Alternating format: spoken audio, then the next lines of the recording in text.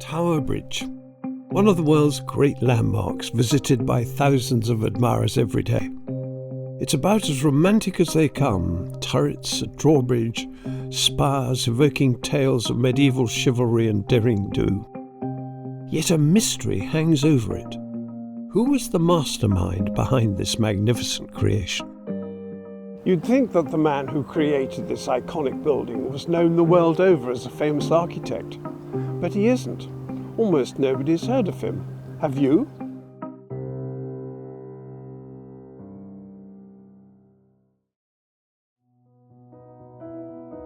Trying to discover who designed Tower Bridge is a lot harder than you might expect.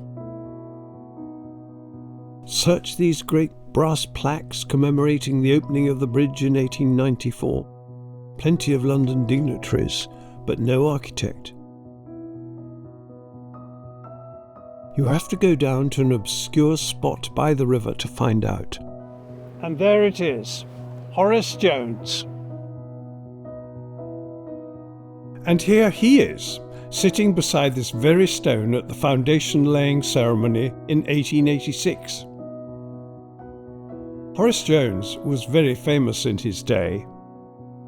He was the chief architect of the City of London, president of the Royal Institute of British Architects, and knighted by Queen Victoria. But since then he's sunk into total obscurity.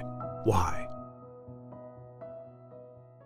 My name is David Lascelles. I'm a writer and a journalist. I became interested in Horace Jones when I learnt that many of the houses in this road where I live in Kentish Town were designed by him. I tried to find out more, but quickly learnt that there was scarcely anything on the record about him. No biography, no personal diaries, few archives, no commemoration. It was a blank. So I set myself the task of putting Horace back on the map by writing the first biography ever published about this important person, more than 130 years after his death.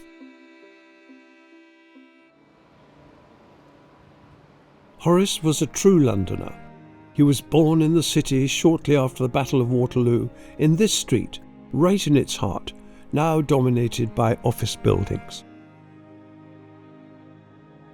In his teens, Horace became apprenticed to the architect who was putting up this building in the heart of the city, the Royal Exchange, so this may be the first building Horace worked on. In his early 20s, as was customary for young men of the age, Horace toured the continent to see the great buildings of Europe and draw them. He started his professional life designing houses for the rising middle classes in London and other cities around England. Horace's big break came in 1864, when at the age of 45 he was appointed chief architect to the City of London, here at the Guildhall. This was a plum job, but also very challenging. Because London was in the midst of shaking off its Dickensian past and transforming itself into the capital of the world's greatest empire. Horace's first task was to modernise the city's great markets, which had existed for hundreds of years but had fallen far behind the times.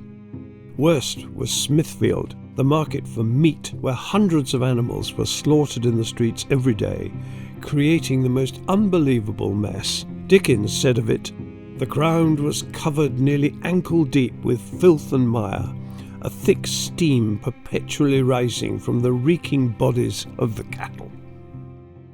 It took Horace 4 years, but he cleared the site completely and built the palatial market that we see here today. It's rich in ornamentation, it has towers at each end. It looks more like a royal gallery than a market, but it's typical of the grand style that made Horace the great architect that he is. But it's not only about appearance. Horace worked closely with the butchers to ensure everything from the slabs on the floor to the ventilation in the roof worked well. It was a triumph. Sadly, the meat market, which has existed here for centuries, will be shut down in 2028. But Horace's buildings, which are protected, will be restored, and part of them will be transformed into the new Museum of London. Next came Billingsgate, the fish market on Thameside. A Again, all the old clutter had to be removed and deep foundations driven into the river mud. But the result was another magnificent classical structure, this time in yellow brick with fishy detail in all the ironwork.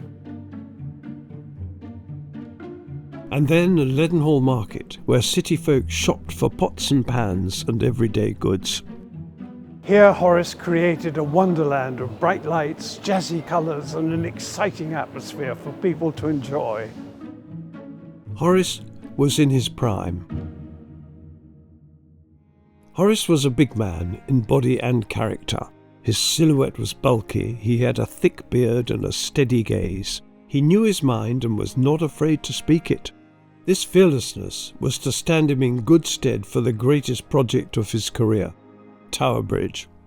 London was expanding very fast in the 1800s, particularly on the east side. But people there needed a bridge to get across the River Thames. The trouble was that the Pool of London was London's big harbour, and the big ships needed to come up and moor there. So if you built a bridge there, for example, it would block the way. What was the answer? Well, you could build a tall bridge, which would let the big ships through, but was no good for road traffic. Or you could build a low bridge, which was good for road traffic, but blocked the way for tall ships. Unless it opened. Horace had travelled in Holland and seen canal bridges which could be raised like drawbridges. He thought this was the answer and prepared a succession of designs, but they were all rejected by the City Council and by Parliament. Finally, in 1886, Horace's drawbridge plan was approved and he teamed up with the engineer John Wolfe Barry to get work started. But the tremendous workload Horace had taken on was too much for him. A year into the work, he died of a heart condition. It was another 7 years before the bridge was opened by the Prince of Wales and hailed as a masterpiece.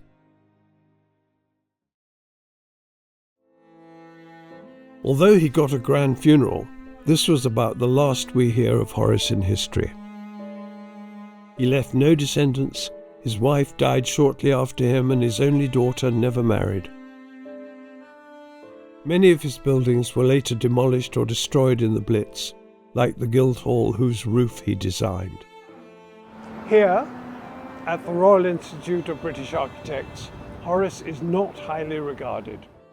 He was actually turned down for the presidency of the Institute because he was seen as an engineer rather than an artist. Horace was furious and lashed out in public. His enraged letter survives. I am surprised and annoyed, to use the mildest phrase, in being so completely disposed of. Later, the RIBA changed its mind and elected him president. But even today, his critics say that his work belongs to Disneyland rather than to serious architectural artistry. Nicholas Pevsner, the great architectural guru, was very sniffy about Horace. He described this building, Marshall and Snellgrove department store in Oxford Street, as having no architectural value. He made no comment at all about Tower Bridge. Apollo magazine, in a recent anniversary article, said Horace seemed more based in bureaucracy than inspiration, and described Tower Bridge as preposterous.